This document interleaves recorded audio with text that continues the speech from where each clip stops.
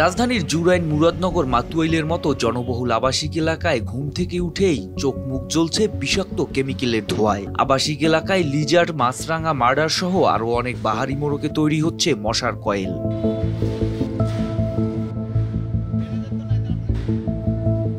এসব কারখানার নির্গত বিষাক্ত ধোঁয়ায় ক্ষতিগ্রস্ত হচ্ছেন সাধারণ মানুষ। একনল হ্যান্ড ওয়াশ 100% প্যারাবেন ফ্রি, তাই নিরাপদ হাতের জন্য আস্থা রাখুন একনলে। কল ফ্যাক্টরিটা আসলে আমাদের এখান থেকে সরায় ফেললে ভালো হয়, কারণ আমাদের এখানে দেখা যায় আমাদের বাচ্চা কাচ্চা আছে, সবাই আছে, এদের বিষাক্ত ধোঁয়াতে দেখা যায় যে আমাদের চোখ জ্বলে। সকালে আমরা যেরকম ঘুমের থেকে উঠলে চেহারায় পানি দিলে চেহারা জ্বলে। কিন্তু প্রভাবশালী কারখানা মালিকদের ভয়ে অভিযোগ করার মতো সাহস নেই স্থানীয় ভুক্তভোগীদের।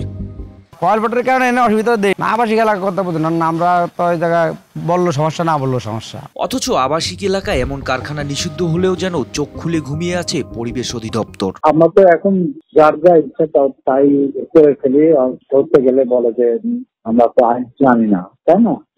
তো এইরকম যদি কয়েল ইন্ডাস্ট্রি থাকে তাহলে আপনারা যদি আমাদের জানান তাহলে উই ক্যান গো ফর। আমরা তদারকি করছি এবং সবগুলো করতে পারছি না, এটাই বাস্তবতা।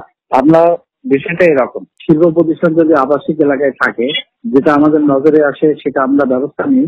রাজধানীর এই জনবহুল এলাকাগুলোর বাসিন্দারা প্রতিদিনই বিষাক্ত ধোঁয়ার মধ্য দিয়ে জীবনযাপন করতে বাধ্য হচ্ছেন। সুস্থ পরিবেশে বাঁচার সুযোগের আশায় অপেক্ষার প্রহর গুনছেন পরিবেশ অধিদপ্তরের নীরবতা কখন ভাঙবে। মোহাম্মদ সায়েম, RTV।